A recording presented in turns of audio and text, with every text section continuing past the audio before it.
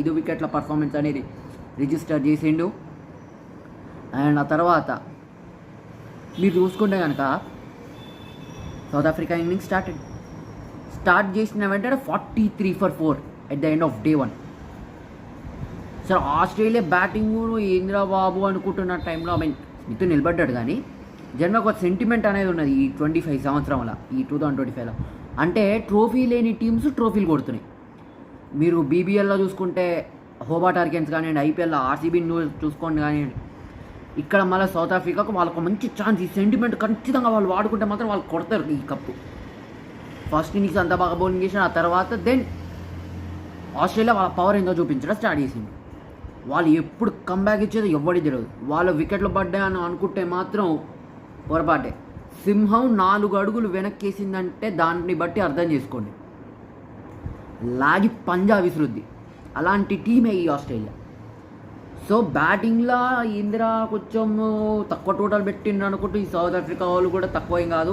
వాళ్ళకి రికల్టన్ లాంటి వాళ్ళు ఉన్నారు, ఆ తర్వాత మీరు వెరిన్ లాంటి వాళ్ళు ఉన్నారు, వీళ్ళు చూసుకుంటారులే అనుకుంటున్న టైంలో దెన్ ఆస్ట్రేలియా బౌలర్స్ మామూలు బౌలర్లు కాదబ్బా వాళ్ళు. Look at that fast bowling trio, Hazlewood, Starc, Cummins. ఈ ముగ్గురు ఉన్నంతసేపు ఆస్ట్రేలియాకు ఓటం అనేదే ఉండదు. ఇక్కడ అదే జరిగింది.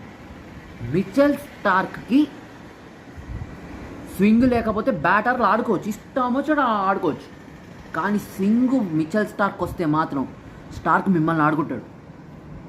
ఆ స్వింగ్ వచ్చినప్పుడు మిచెల్ స్టార్క్ స్టార్క్ డిఫరెంట్గా కనబడతాడు. ఏం బౌలింగ్ అబ్బా అది, ఏం బౌలింగ్ అది. ఒకటి జప్పని లోపల వచ్చింది అవుట్ స్వింగర్ నుంచి. జనరల్గా ఆ ఇన్కమింగ్ బాల్స్ బాగా వేస్తాడు స్టార్క్.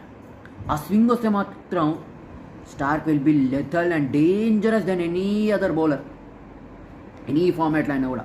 స్వింగ్ లేకపోతే పుష్కలంగా పోతాడు రన్లకి.